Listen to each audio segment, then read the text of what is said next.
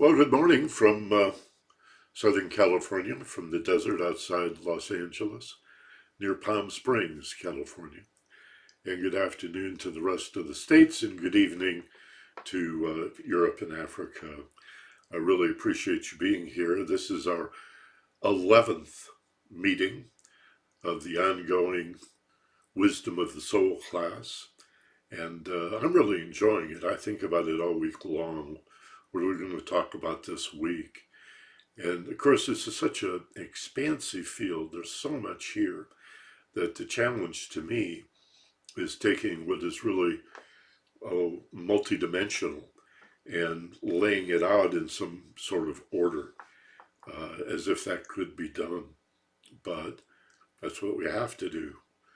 Um, and so, after introducing the whole idea of the number three as the divine trinity and the lower correspondence in humans, our mental, emotional, and physical nature, we began to talk about emotional intelligence. And a couple of weeks ago, we began what I'm calling the 8 steps to emotional intelligence. And it begins with the all encompassing idea that we've discussed for the last 2 weeks now of non attachment, emptiness, and personal responsibility. Those are 3 ways of talking about the same thing. Emptiness is a particularly challenging way to look at it. That comes from Buddhism, Buddhist Dharma, but it's also found elsewhere in Eastern philosophy and much less so in Western thinking, at least traditionally. Although, if you go back to the ancient Greeks, you'll find some sense of this. And it's the understanding that the objects that we see in the world, that which we perceive, is essentially composed inside your head. So everything that exists out there in the world is a so-called object of the mind, as if we could put quotes around that, the object of the mind. And today we're going to talk about that in terms of identity and who we are as an object of the mind. We are what we think we are. We are who we tell ourselves we are, the stories we tell. We'll talk a little bit about that. And if we're more than that, who are we?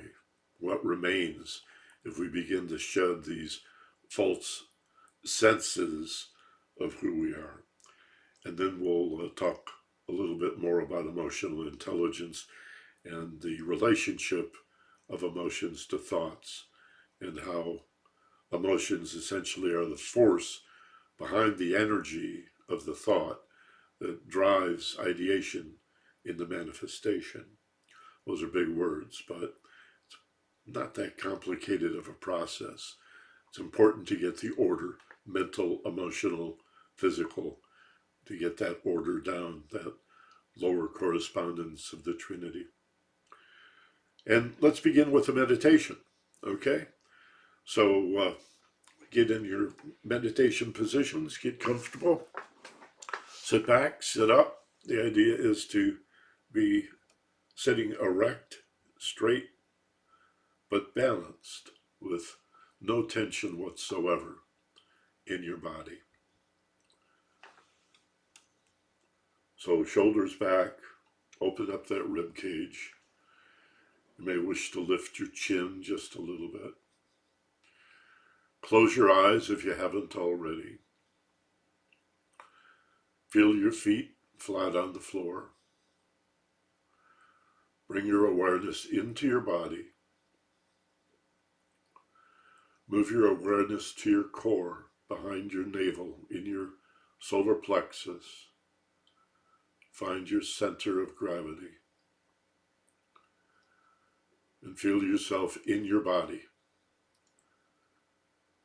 Not just a brain or a mind walking around, but sitting in your body. Begin to create a softening or a melting feeling from head to toe. Muscles relaxing and unwinding.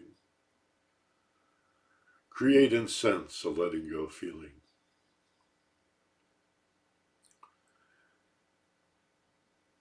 In your own time, I'd like you to take 3 nice, slow, deep breaths. When you're ready, inhaling through the nose, pulling in strength and power until you peak. And after a beat, exhale just as slowly, evenly through the nose or the mouth, all the way out, beyond where you'd normally stop. And then do that a second and a third time. Pulling in power and strength as you inhale, and create the letting go feeling very safe and relaxed as you exhale.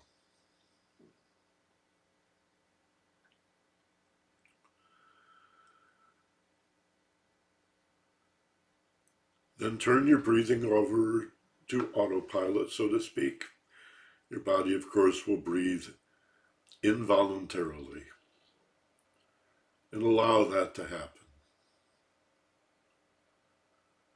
As you move your awareness to the tip of your nose,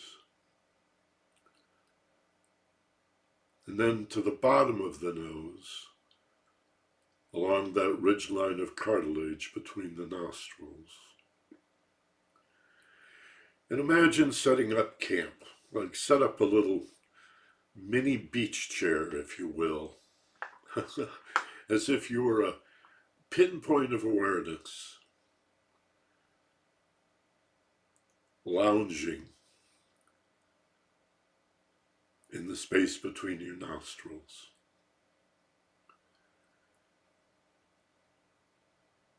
And your attention is simply on watching the body breathe itself, all by itself.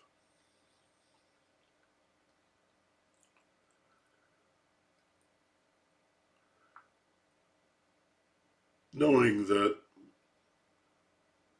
the mind has a tendency to ramble on, and it takes a little bit of time to settle in, to repeatedly release the distractions and the tendencies of the mind to wander. As you gently bring your attention back to passively watching your body breathe itself.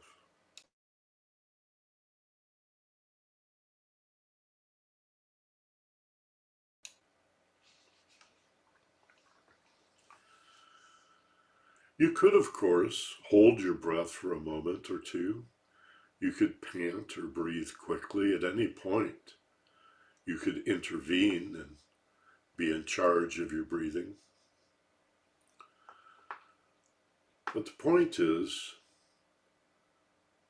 to identify as the awareness of the breath,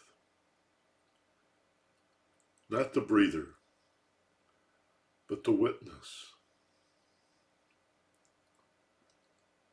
To let it be. And simply observe your body breathing itself, all by itself, without any engagement.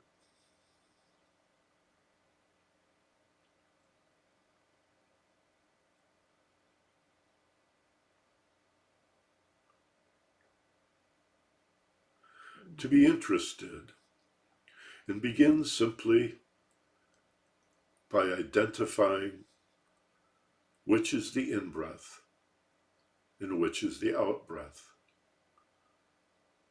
Something a child could do easily.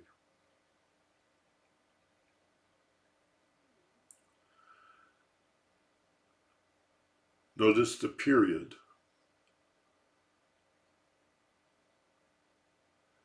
And remind yourself there is no right length or improper distance between inhaling and exhaling. You just allow it to be.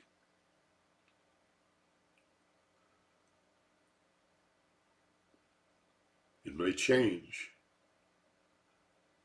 It may not. And there's nothing to judge.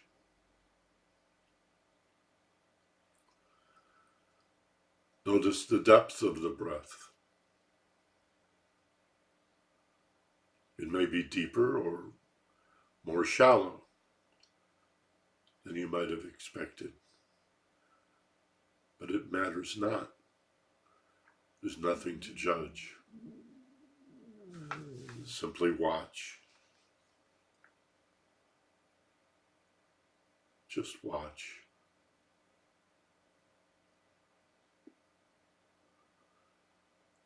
And let go. Release the temptation to engage.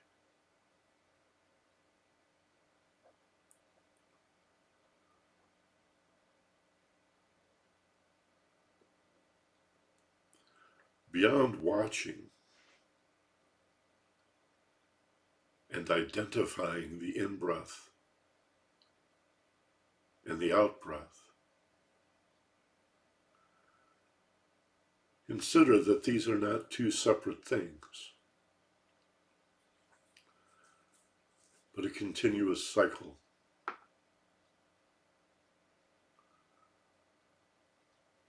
That inhalation and exhalation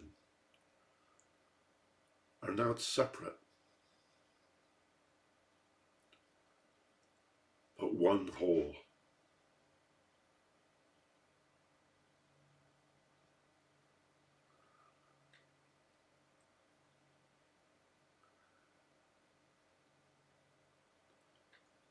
And allow yourself now, from a gently fixed, singular point of attention, to watch the full cycle from the beginning of the inhalation, through the pause, for the full length of the exhalation, through the pause.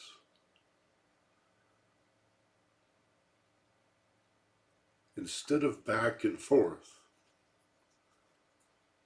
feel yourself observing the round and around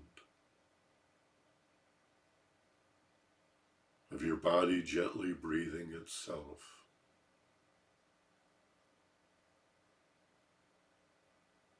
Without your participation.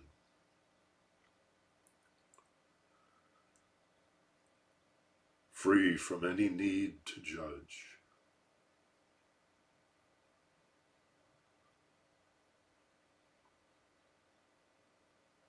To observe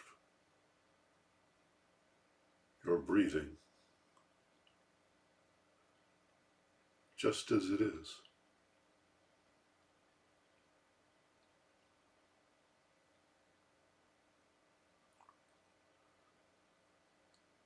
And feel the peace.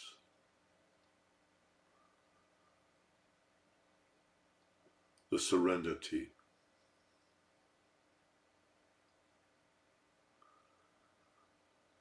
The safety.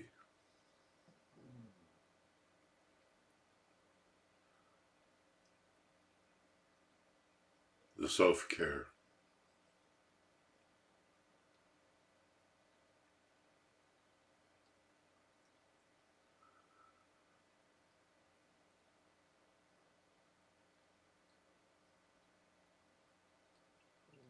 Feelings you can effortlessly bring with you back to the waking state.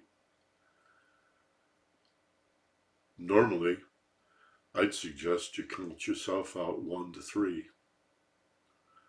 You don't need to. It's a nice transition, though. And in this case, I'll do the counting for you. So that in a moment, when we reach the number 3, At that time, you'll open your eyes wide awake and alert. Back in the room, feeling fine, rested, refreshed, feeling actually much better than before. More relaxed, more peaceful, and yet more aware.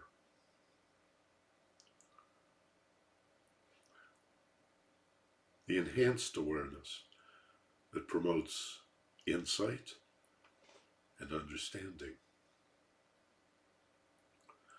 So as I count one, simply reorient yourself, remembering the chair that you're sitting in. 2, remember the room, where you are, the class that you're sitting in. And 3, as eyes open, wide awake, back in the room. Take a nice big breath and exhale. Sometimes I like to shake a little bit, shake it off, wake up, flex. Come on back. Feeling much better than before. Every day in every way, better and better. I want to thank you again for coming to this class, and I want to encourage you to invite like-minded friends. There's so much nonsense on the internet and so much hostility. People are popping like popcorn between the lockdown, the political strife, global warming, all manner of tensions and stresses. These are difficult times. This is a very dark age. It's good to remind yourself that it's darkest before the dawn, that the cycles of breathing that we talked about a moment ago are true for all things.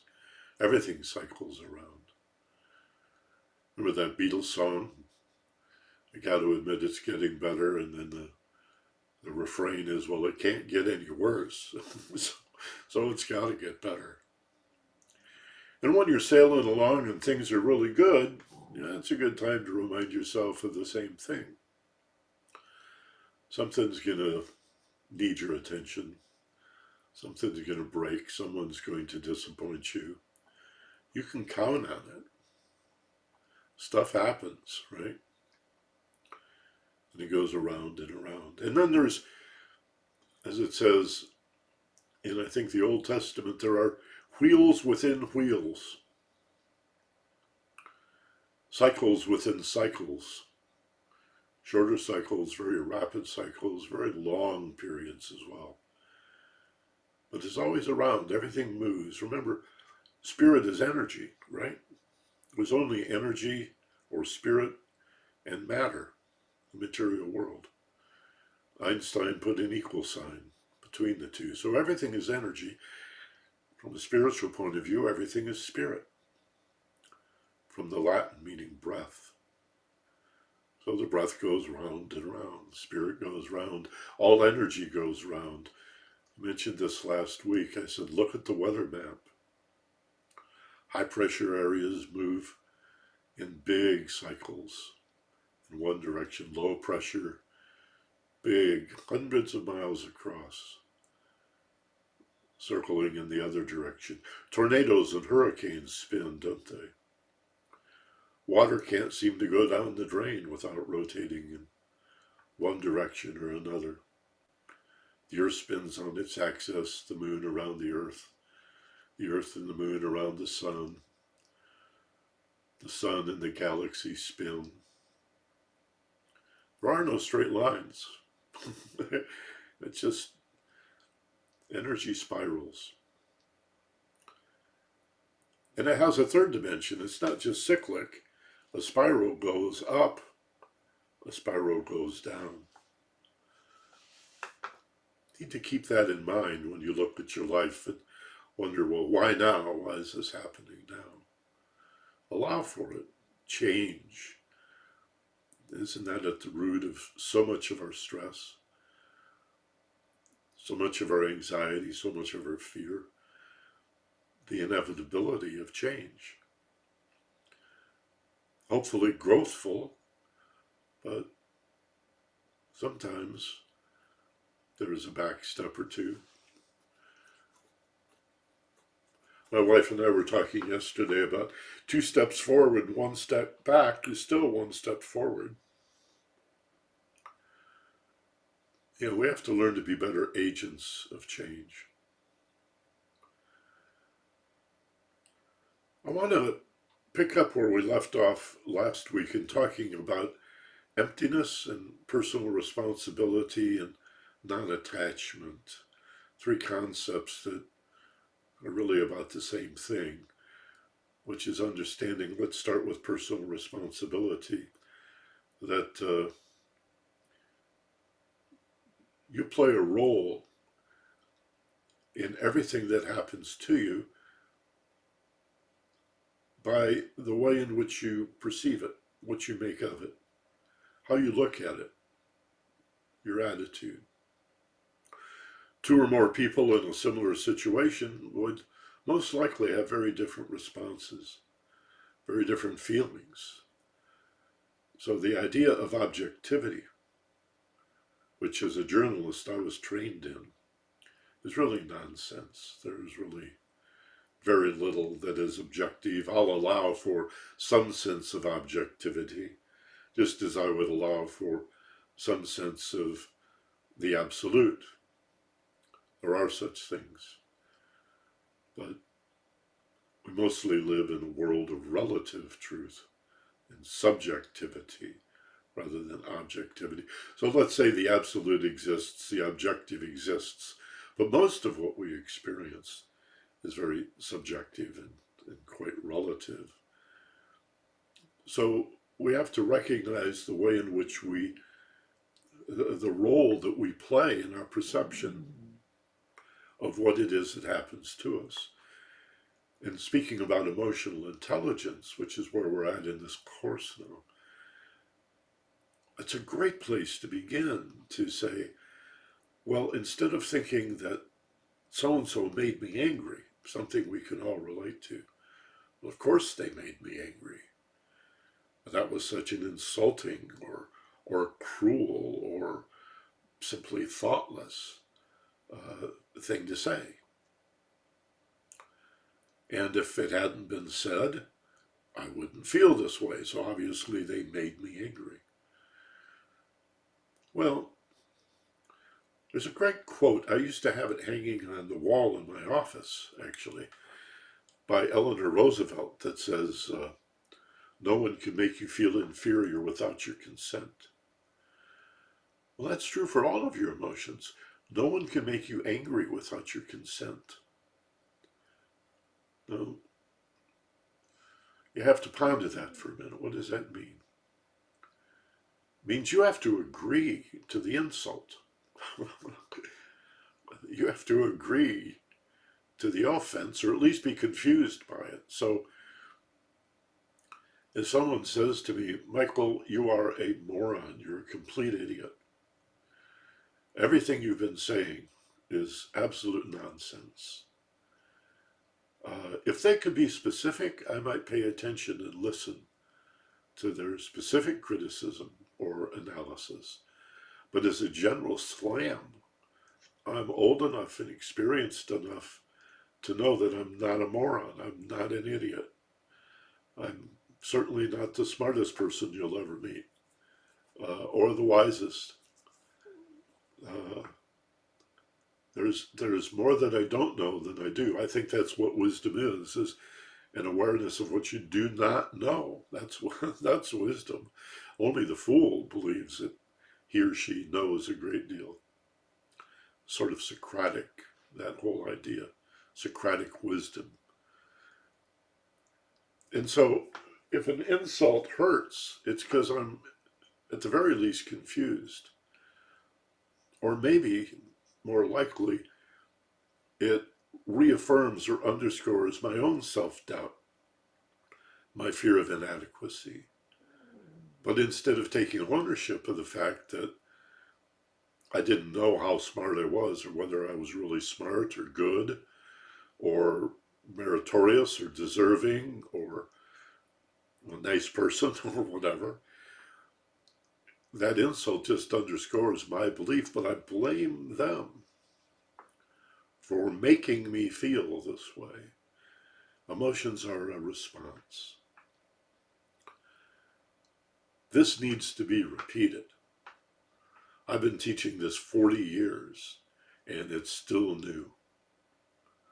40 years I've been teaching this and speaking about it on the radio, in classes and seminars and workshops, to all manner of individual. I taught it at the police academy for 3 years in Orange County, the sheriff's department. They a lot of them did not like hearing that they were responsible for their feelings. I did a class on self-awareness. We called it internal vigilance. And a lot of the law enforcement people loved it, especially the women, but we had those tough guys that folded their arms and rolled their eyes. And they weren't going to learn anything from this hippie. It was a great experience, 3 years training at the Orange County Sheriff's Academy. And so it is with love, too. We're responsible for our love. How many of us blame other people if the relationship doesn't seem fulfilling anymore? So whether it's a fear-based heartache, like anger, or jealousy, or envy, or contempt, or even apathy is a hurtful feeling. Being numb hurts. Isn't that odd? Being numb hurts. It's unfulfilling. So whether it's a hurtful feeling, I don't like to call them negative because they really have value, or a positive love-based feeling, we hold others responsible. And that's part of this whole idea of personal responsibility. My emotions, say to yourself, my emotions are responses to a situation. And while I can't control the stimulus, I can control my perception and response. I can breathe and relax and consider how many different ways there are to look at this insult, the impact of what's been said to me, or someone's behavior toward me, or the situation, circumstance, the condition I'm in. And then consider how many different ways can I respond to that. Now, you can't do this in normal consciousness. You have to have some degree of expanded awareness. In other words, you need to be somewhat relaxed, right?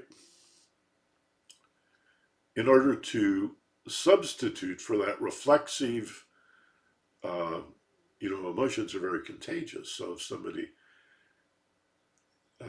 makes us angry, and we react, that'll often make the other person angry that you're angry, that they're angry, that you're angry. It spirals up pretty quickly. One person in a room laughs for no reason, other people start to giggle and chuckle too. Heck, if one person yawns, the whole room will start to yawn. We're real suggestible.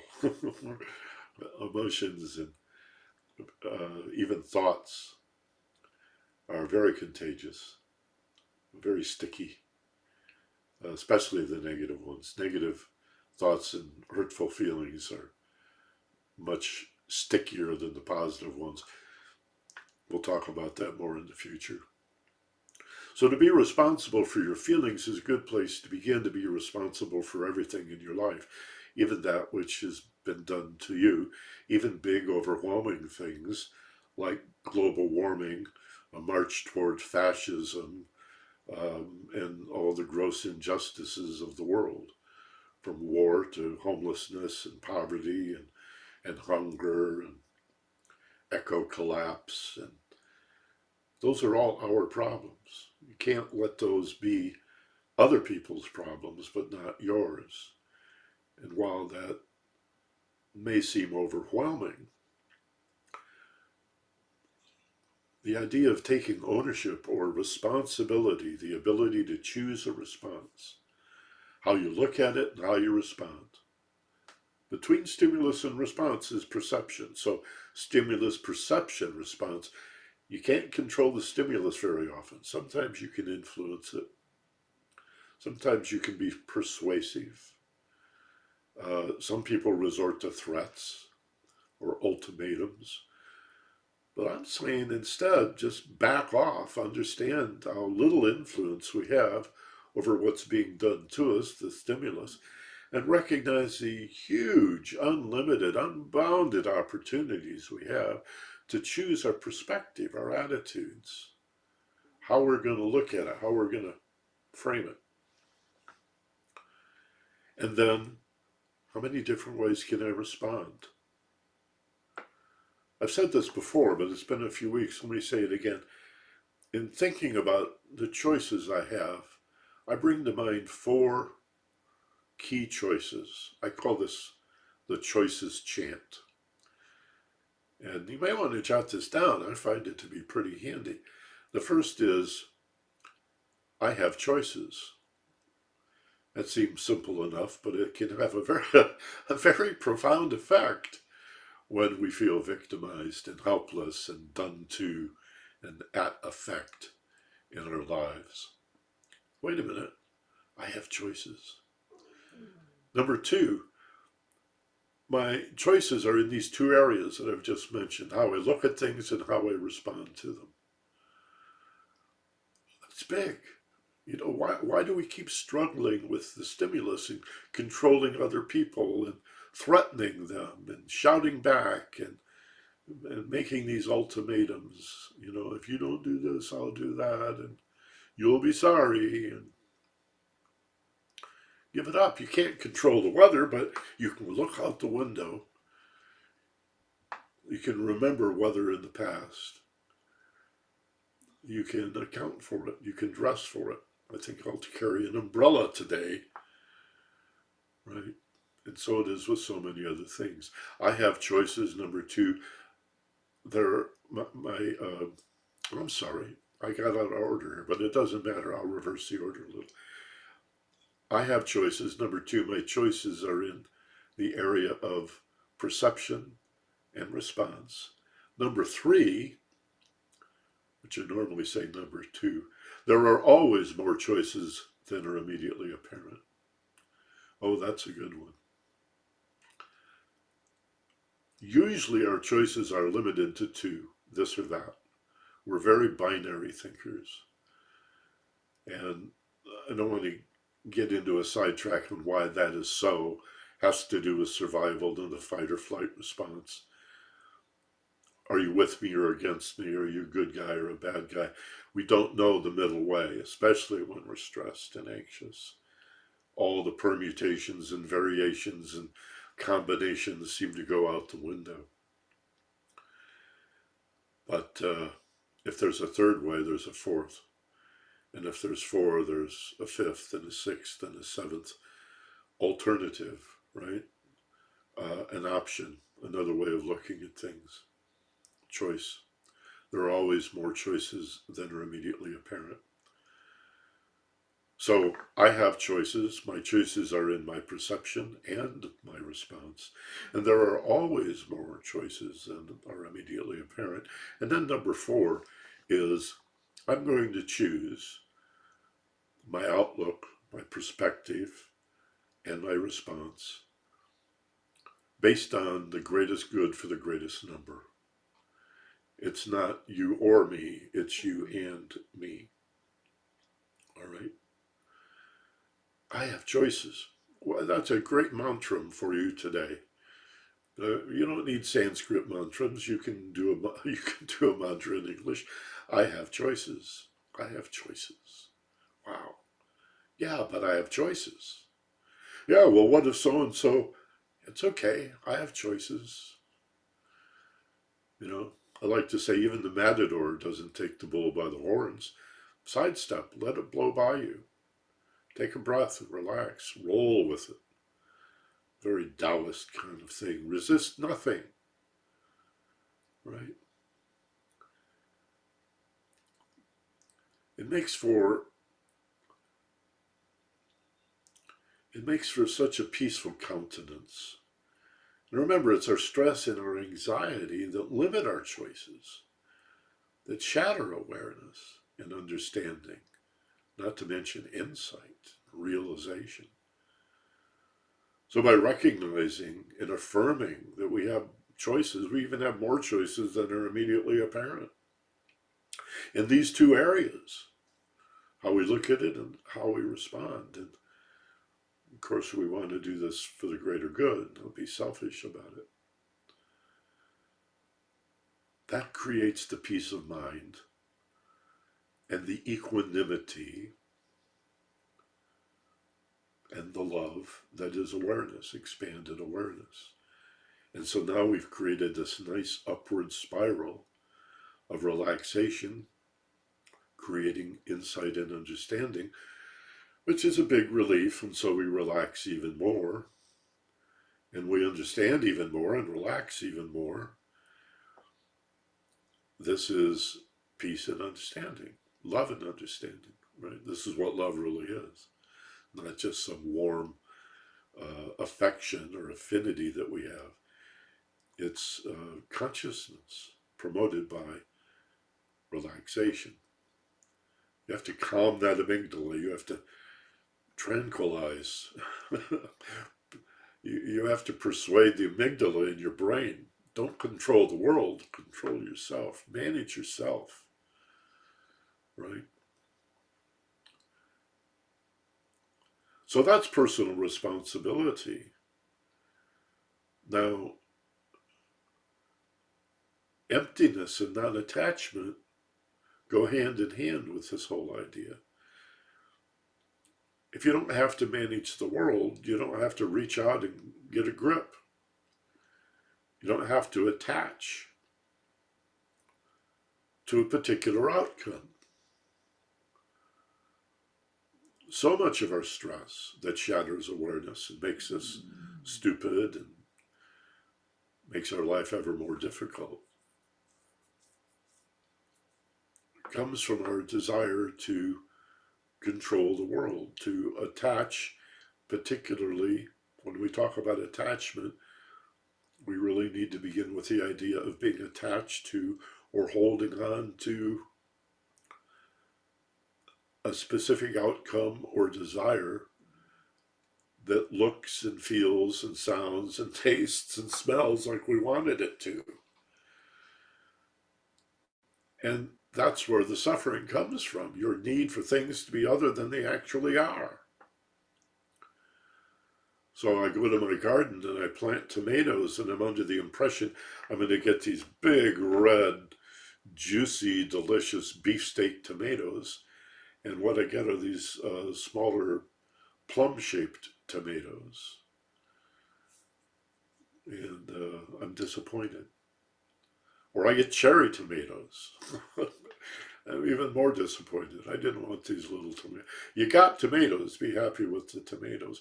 Yeah, but I wanted the red one, or I expected it would be this way. Or it could be a relationship as well as an object or a circumstance or situation. And you get what you want, you get what you worked for, but then it doesn't look or sound or feel exactly like we thought it ought to, and we cling to this need, this illusion that we know better than the universe what is in our interest. Hey, maybe you got exactly what you wanted plus what you needed.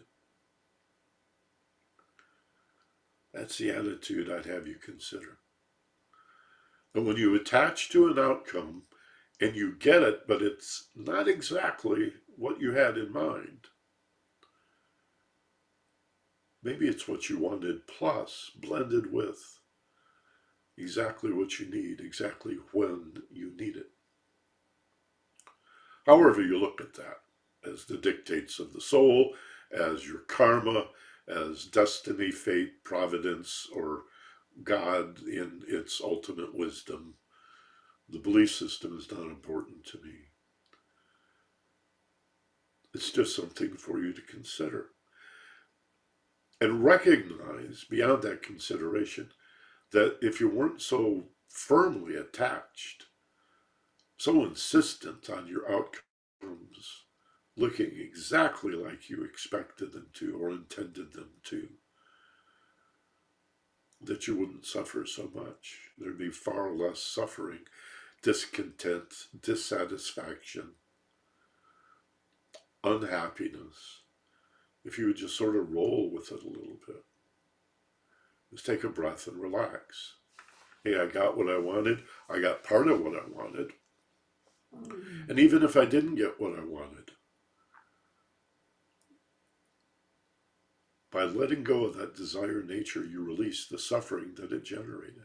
That's another form of personal responsibility, isn't it? And then we look at all the other things we attach to, not just our desires, but we attach to our belief systems, our ways of thinking, our patterns of belief, the way things ought to be. If I were running the world, if I were God, the world wouldn't work this way. Really? Really? Yeah, but I thought that, yeah, well, maybe you didn't see the whole enchilada here. Yeah, but I thought, okay, maybe there's more. We attach to our feelings. I thought I'd feel this way. Instead, I feel this way. That's another kind of desire. We have habits. We attach to certain behaviors. We don't like change often. Typically, we resist change. We attach to everything. We're holding on for dear life in all of these areas of our life. That shatters awareness. That's stress. That makes us increasingly confused and less likely to understand. Let go of those attachments. Take personal responsibility. And this leads to the third term we've been talking about from the Dharma of Buddhist teachings. Emptiness, which means, again, own it. It's all conceived in your mind. That object, let me find an object here. This coffee cup. This is a coffee cup. It was a coffee cup yesterday and the day before. I've had this particular coffee cup. It's got my book logo on it. I've had this coffee cup for quite a while. I wash it. I put it in the cupboard. I use it the next day. It's still here. By all intents and purposes, it's a solid object. Solid objects, two objects can't occupy the same space in the same time. It's solid. It's not a liquid. It's not going to melt. It's not a gas. It's not going to vaporize. It's a solid object. But Einstein proved with all manner of scientific experimentation and mathematical formulas that this is actually a field of energy.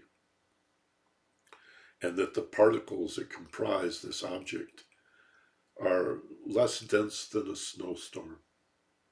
This is mostly open space. This can be made out of lead or titanium, and still the space between the electrons and the neutrons, the atomic structure, is far greater than the particles themselves. It's energy. When I push on it and it pushes back, when I set it on the table, and the table and the object resist each other, rather than fold together, it's energy that does that. All kinds of forces. I'm not a physicist, so I can't go on, but, gravity is a force. Electromagnetism is a force. There's centrifugal force, centripetal force. All these forces working together make this swirling universe of energy, of spirit, seem as if it's filled with separated objects, and that they exist objectively out there in the world. I can reach out, I can touch it. But again, the wisdom teachings of all cultures and all societies and all times, going all the way back to the earliest days, there have been a handful of women and men who have recognized this is all perception. And when somebody says, oh, it's an illusion, it's a delusion, it doesn't mean it doesn't exist. It just means that you're giving it a purpose, a meaning, a label. This bookcase, you don't see, it's off screen. My bookcase, my coffee cup, this whole room. My wife walks in here, she is not going to see the same thing I see. She may see a mess over here that needs to be cleaned up. I didn't see any mess. Did you? Did you see my messy corner over here? No, I didn't see it. I haven't seen it in weeks. My wife sees it. It's a whole different room to her. And I can go on and on with examples, but you get the drift, right? You see what I'm saying. Imagine owning that. As I said last week, there are no colors in the world. They're all in your head. Show someone a nice bright red apple or one of my tomatoes from 5 minutes ago. They don't see the same red that you do. And what makes it red? It means that this object, this swirling matrix, this organized pattern or field of energy, is absorbing every frequency except that frequency of energy that we see as red. That's being reflected, while all the other colors, frequencies, are being absorbed. So you say that's red. Do you see the same thing? It's not likely we would see the same thing. Not in exactly the same way. Everything is in here. That means, as we've been saying for the last few weeks and emphasizing, all of your happiness and all of your unhappiness exists in your mind. And by mind, I am including the emotional and physical. All right, the mind is everything. There is but one mind. Each of us as individuals have access to a sliver of that mind. But when we say mind, we're not talking only about thoughts, but also emotions and the physical body, and indeed the world around us. Nothing exists outside of the one mind. You exist because of your ability to see things uniquely. You are not inconsequential. You are, in fact, essential. Because nobody sees the world quite as you do. And you call that your life. But that's your view of existence in this lifetime. And like a piece of a jigsaw puzzle, you are unique, unlike any other piece, a different shape, right? Carrying different information on its surface.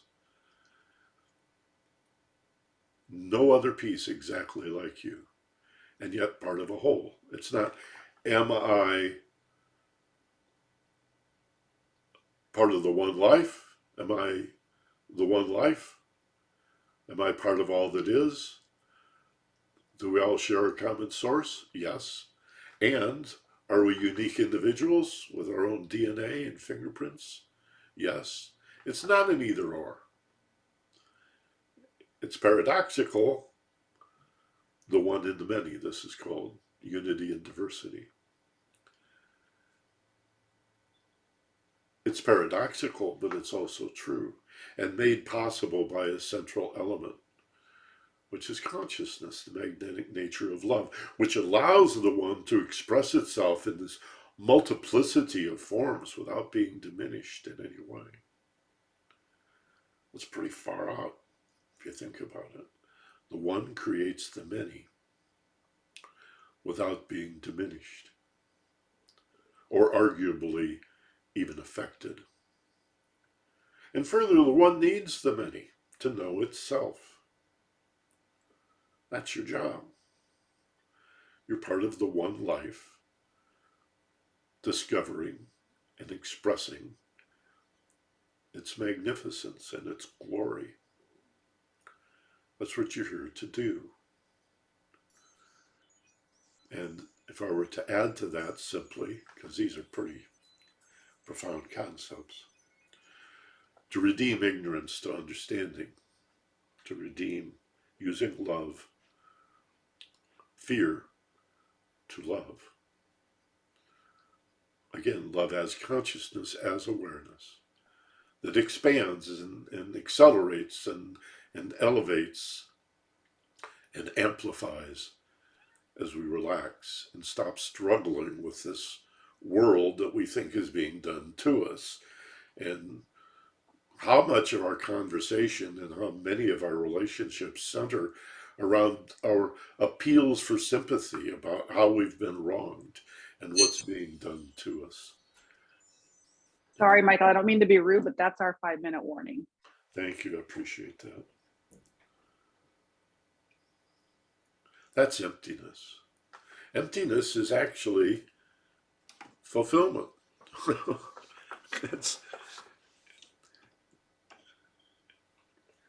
It's a reference to the sky. Probably the ultimate allegory for emptiness. What is the sky? Well, the sky's up there. I touched on this last week. But how do you get to the sky? Where does the sky begin? Where does the sky end? Ever say to somebody, or maybe they say to you, wouldn't it be cool to go into outer space? And you remind them, well, we're already in outer space. That always seems to confound and befuddle people. Oh yeah, come to think of it, I guess we are in outer space. But we don't think of it that way. Just like we talk about the sunrise and the sunset, even though we know the earth is spinning on its axis and the sun does not rise or set. So we're confused about a lot of things, primarily the illusion of separation. Nothing is separate.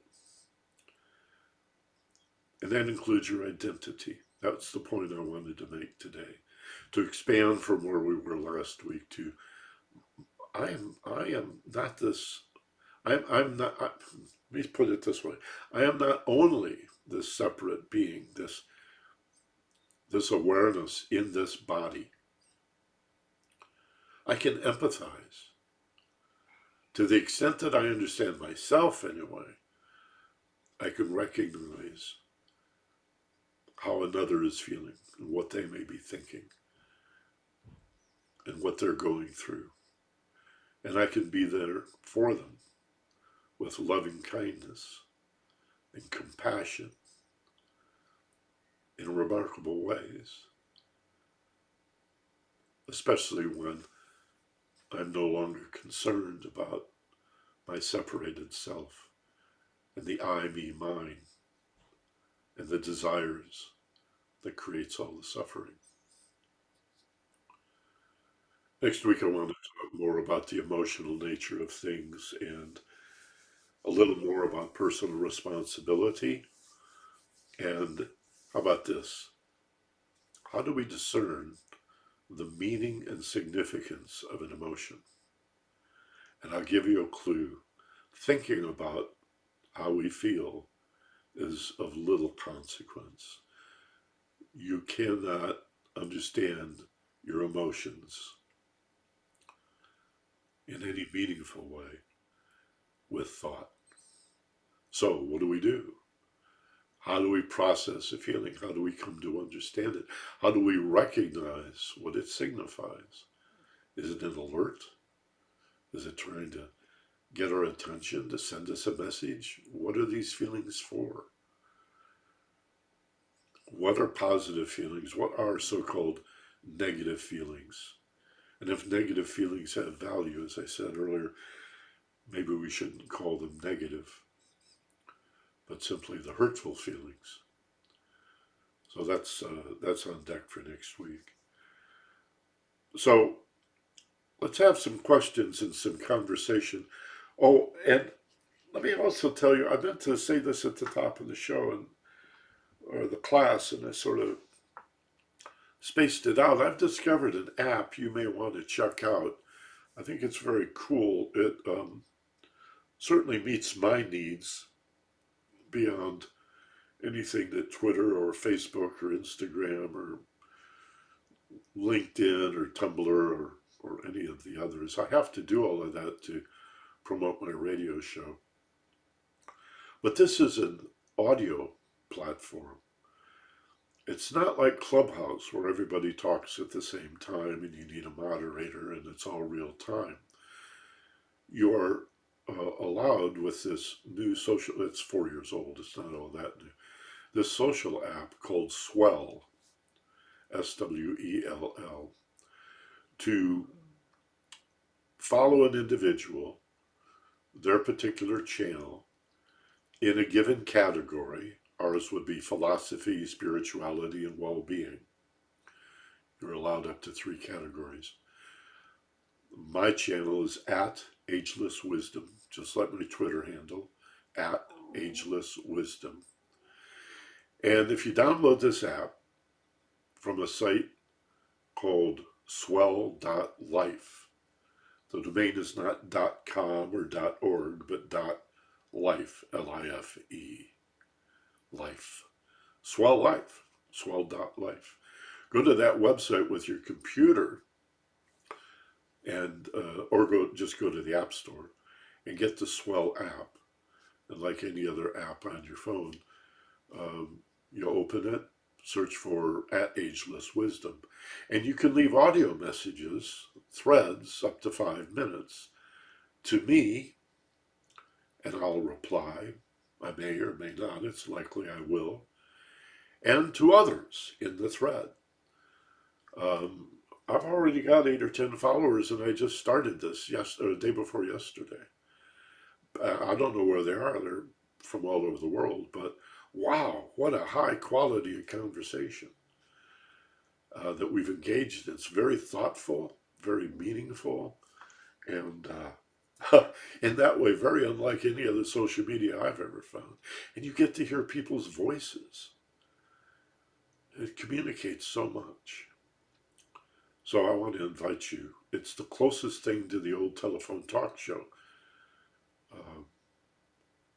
That's what it reminds me of, the telephone talk shows we used to do before Rush Limbaugh and the right wing destroyed talk radio, replaced it with hate radio, mean radio, indecent radio, talk radio.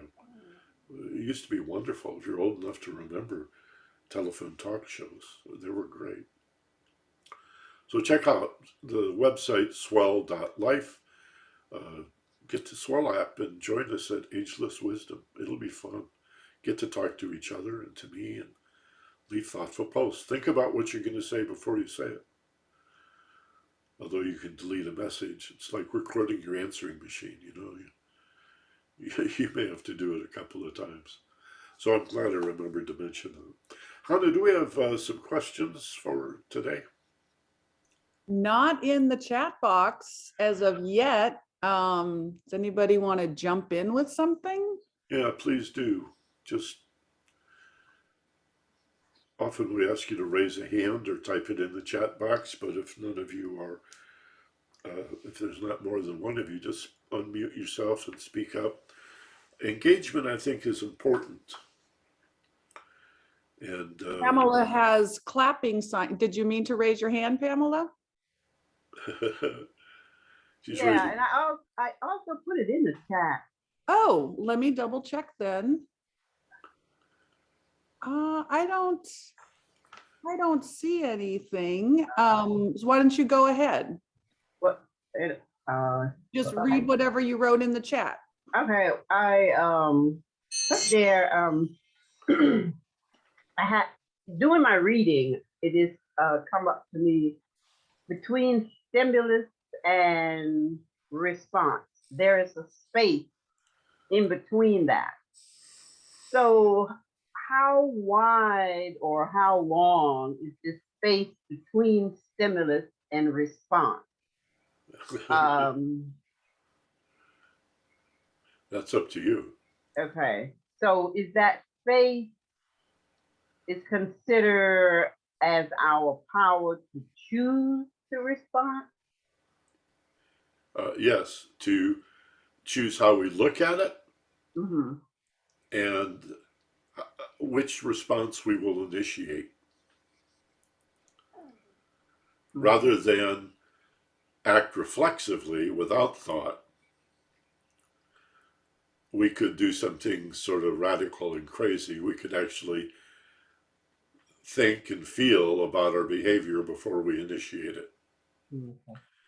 Most people, especially when they're stressed, the formula will be, I feel this way, so I did it because I felt like it, and then I think about it later, often with regret. We'll talk more about this next week. The order of things is in the back and forth of thought and feeling, feeling, thought, feeling, like a ping pong game. When you're ready to act, the thought, the idea, the ideation is an energy. The feeling is the force that drives it. So you take the idea, you care about it in a positive way, and you initiate it uh, into the world with your behavior, your performance.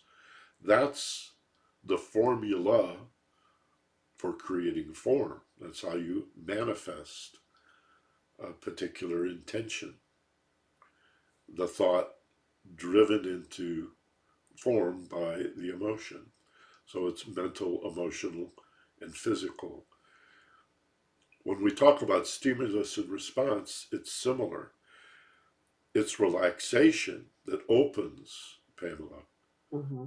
that space between stimulus and response, between what's done to us and what we do with it. That space in a high stress, normal consciousness. Normal consciousness is very high stress in this day and age. That space is collapsed. So people jump from stimulus to response. Just like I did it because I felt like it. I didn't stop to think. When we relax and develop our awareness, expanded awareness or higher consciousness, through meditation, the practice of meditation, forming the intention to slow down, take a breath, that space opens and gives us the opportunity. We create for ourselves then the opportunity to consider, how many different ways can I look at this? Maybe that guy that cut me off in traffic is not such a jerk. Maybe there's a small child laying in the back seat that he's rushing to the hospital. That completely reframes and changes your road rage into, well, you never know. In fact, I bet I've cut some people off unknowingly in traffic. Seems to me I remember getting the bird a few times flashed at me. This is empathy. This is compassion. This is broader understanding. It's higher consciousness. It's much more loving and compassionate and kind. Loving kindness. It's called metta, loving kindness. And so, whether we think of that formula of a thought driven into manifestation by a feeling, thought, emotion, behavior, performance, we look at stimulus, perception, and response, it's the same thing. It's about using the expanded awareness of deep relaxation to substitute even tempered, well reasoned thoughts for knee jerk responses. For not just reacting and then regretting it. Gee, I could have said that better. Maybe I shouldn't have done it that way. Maybe I should have just kept my mouth shut and not said anything. How do I get that level of awareness? But through relaxation, opening up that space giving yourself the time to consider how many different ways can I look at this, and even more importantly, how many different responses are available to me, and which one is best for all concerned. So it's breathing, it's letting go, it's relaxing. And all of that is promoted by this wonderful spiral of understanding who I am, which allows you to relax and feel safe, which is love, which is higher consciousness, which leads to an even greater understanding of who you are and ownership of the role that you play in the world, which allows you to relax even more, experience more love, and more insight and understanding, and more love, and more wisdom, and more love, and it spirals up. This is ascension. This is salvation.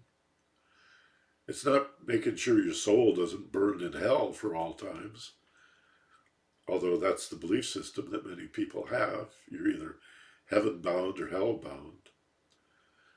It's a refinement of who we are, of our identity, from this pathetic, fear-ridden, separated, alienated being banging around in a world like billiard balls crashing into each other, to the embrace of a much more holistic view of working together in harmony and eventually in unity through loving kindness and compassion and wisdom. It begins with opening up that space. By the way, you may know this, but I'll repeat it. We have a few new people here today. We really need to credit Viktor Frankl, the psychiatrist who wrote the book Man's Search for Meaning, for this particular model or construct of the space between stimulus and response. Viktor Frankl, Man's Search for Meaning. His story of the revelations that he received, personal insights as a psychiatrist in a concentration camp where he lost everything, his family, everything, his career, his clothes, his shoes, lost everything except his dignity. And he found that came from having choices. And so he looked for, where are my choices? What's the one thing the Nazis cannot take away from me? That space. That space between what's being done to me and what I do with it. How about that? Yes, great. Does that answer your question? Yes, that's great. Got it. Good.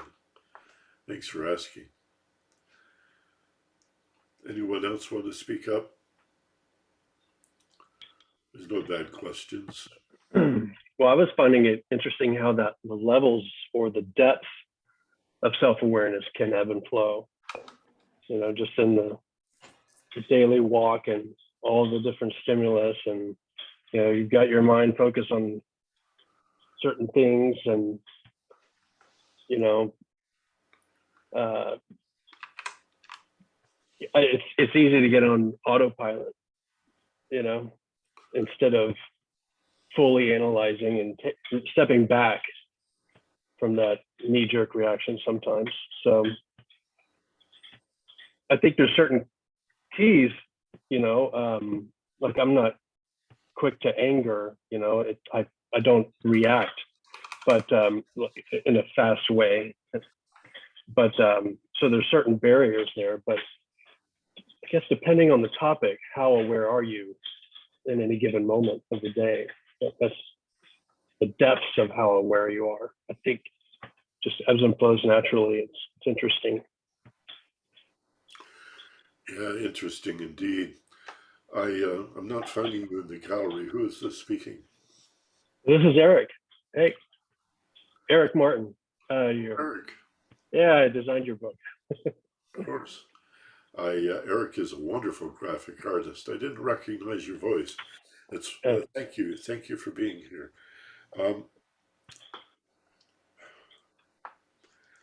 it's one step back, or one step up to move into this place of expanded awareness. To just, it's sort of like if you're on a movie set and all you see is the set. I was watching Saturday Night Live last night. They do this a lot, where you'll see a skit in an elaborate set, and then the camera pulls back or changes the angle, and you see the edge of the set, and you see the audience. And sometimes they'll actually move the cameras. The floor manager and the technical director will all take a step forward and move into the frame to sort of indicate it's the end of the skit. Or classically, the curtain would come down. We can do that in our daily life and affairs. We can, by taking a breath. See, that's the first step of becoming more conscious.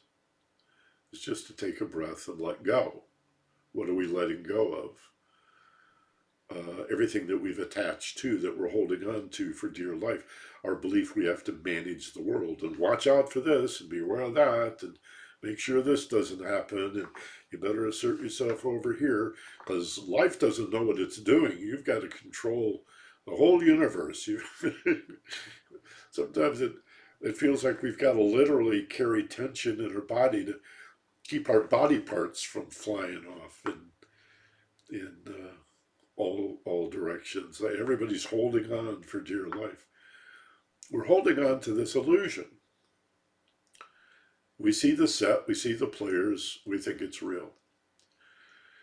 When we take a breath and form the intention to expand our awareness, we can step back. We can see the edge of the set. We can see the audience. We can remind ourselves, oh yeah, this is a big psychodrama. This is the play of my life. This is the story that I'm telling myself. This is the identity that I've chosen to adopt. Remember all those decisions that I made as a kid about what kind of person I wanted to be and what was really cool, and how I was going to wear my hair, or how I was going to dress, or saw an old episode of Frasier the other night. I love watching Frasier's. Never get tired of watching Frasier.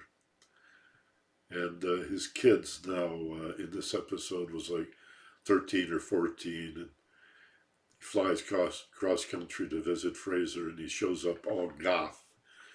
He got heavy mascara, eye makeup, black trench coat, and the attitude that goes with it, right? Negative, cynical, hostile, sarcastic. Frasier, of course, is horrified. People around Frasier remind him it'll pass, right? Well, yeah, that particular identity will pass, but it'll be replaced by another, and then another, and then another, right? The various roles we play. There is something essential, there's something authentic, of course, at the core of all of this, something genuine beyond those roles that we play and those characters and personalities, or persona, which means mask, that we adopt in an attempt to please other people, to make them happy, to gain their attention, their acknowledgement, their acceptance, or approval. How am I doing? Do you really like me? Am I really lovable? Or am I, in fact, desperately alone, as I often feel? Separating myself, isolating myself, because of my attachments, because of my desires, because of my lack of understanding of who I really am. So the good news is if you drop all of that, something remains. I swear, I promise. And it's really beautiful, and it's magnificent, and it's unique, and it's kind, and it's loving. It doesn't feel threatened, and it's much more interested in helping others than being self-centered. Enlightenment, the beauty of it is that it supplants selfishness with selflessness. And your sense of self becomes harmonized and eventually unified, where there is no distinction. And by making someone else happy, you find that's the best way to create happiness for yourself, to be of service or of value, or even if it's just to sit, shut up, and listen to somebody. You know, we don't have to have all the answers. When you don't know what to say, it's fine just not to say anything, just to sit with someone, listen to them. That's a great service. Deep listening, giving someone your undivided attention, not being in a hurry to exit and rush off to the next busy thing. Going to nature helps this. You don't see this in nature either. This frenzy. Nature is not frenetic. It just moves along at its own pace. Very non-judgmental. The creatures, they're just very zen animals. Whether it's your domestic pets or farm animals or wildlife, they're very zen. They're very in the moment and very accepting. It is what it is. Good, bad, or otherwise, they don't judge it. We can benefit from that practice. Against the backdrop of nature, everything that exists we invented, we conceived, we fashioned and built. But that's not us. It's more akin to the play. And so we need to examine the roles and the characters. There's a great line in Shakespeare, all the world's a stage, and we are but players with our exits, our entrances, and our exits. Well, we're not only the players, we wrote the story, we're the producer, we sold the tickets, and we're going to sweep up afterwards. We're orchestrating the whole affair. But to take that one step back, Eric, or that one step up, to pull out, to zoom out, pull back, and just watch it without being engaged in it, without struggling with it, you know, just observe, be the witness, just as we watch the breath without being the breather. What's the next step? To watch your thoughts without being the thinker. Whoa. And then to watch your life unfold. Yeah, I guess I was just commenting on how that's what you described when you step back for a second and pay attention. But the other times when you're not doing that, when you're engaged with whatever it is in your life, I just find it interesting of the differences there. That there's an ebb and a flow of that awareness, and really being up to us to use it when we need it, and otherwise act, I guess, try to be ever present when possible, you know? Well, your process as an inventor, an innovator, a graphic artist, you have to tell me, I mean, let me ask instead of tell you about yourself. What is your understanding of your process, Eric, of getting out of yourself, so to speak, when you want to create out of emptiness, like you did the cover of my book? Where in the world did that come from? I guess a focus of what is the need, what is the goal, and then sit with it, try different things, and then try a different thing, and I'll just keep trying different things and step back from those things and look at it. Is this the right, you know, permutation of it? Is this what others would like? that creative process is, some say it's never ending, but there is a time where you have to let go of it and deliver it. So, but you don't get there when it's noisy and you're not focused on what you're doing. You do have to pay attention. So, or if you were self-concerned, it would be difficult, I would think, if you were worried about something in your own life. right, distracted. Yeah. And so creative people, the more creative we are, I think that's whatever it is. It could be, comedy. It could be writing. So many singing and dancing. So many. A garden could be a creative endeavor. Sewing or macrame. There's so many different ways to be creative. A carpenter, I guess, is creative. Designing a home is creativity. It's creation. It's the process of creation. And that comes not from us, but through us. I guess that's the point I'm trying to make. We need to set aside, to some extent, to a large extent, our sense of who we are as personalities, as characters, as egos, to open ourselves to this creative flow, which is what the universe loves to do, is create, to grow, to evolve, to expand, to be more, to renew and refresh. So wouldn't it be to slow down then? Slow down so you can be more present in the things that we do instead of setting aside time for it. Be the time for it, I guess.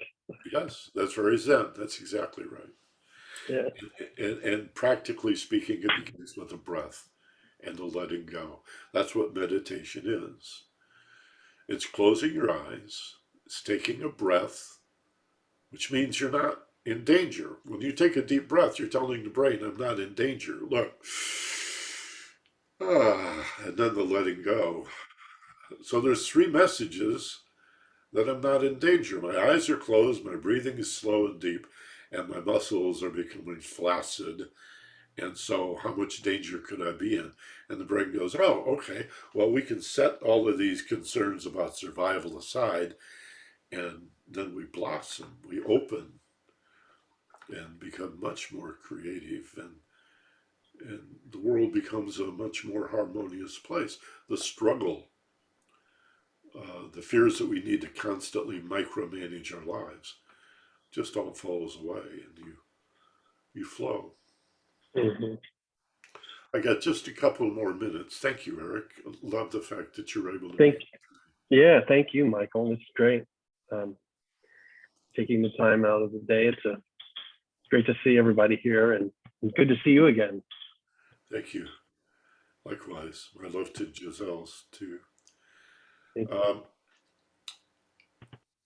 The book is Fearless Intelligence, and Eric designed the cover. He sent me initially 4 or 5 proofs. All were impressive. One leapt out at me. And that's the one we went with. So if you haven't got a copy of the book, you could get it at fearlessintelligence.com. Or contact me by email. I'll sign it for you and mail it out. Hannah, anybody else? We may have lost Hannah. She has the other commitment at 12:30. So does anybody else have a comment before we wrap it up here? Speak now or forever hold your... No, till next week. Well, I want you all to unmute and say so long to everybody again. Thank you for being here. Blessings. Namaste. Aloha and Salam. You're such special people to take the time out to join a class like this. We're here every Sunday at 11 California time. If you had friends who you would like to invite, I'll send them a link if you send them to michaelbenner.com. And there's a button on the splash page at michaelbenner.com that says free Zoom class. And click on that, leave your best email address, and you'll be on the, your friend, your family member, your associate will be on the email list. And they'll get the reminder every Saturday. Okay? Appreciate it. Happy Mom's Day to all the moms and Thank you. everybody else. Thank you, Bye-bye. Michael. Michael, thank you. Bye-bye. Thank you, and happy Mother's Day to Doreen. I'll be sure and tell her thanks. He's okay. Thank you. Bye, everyone.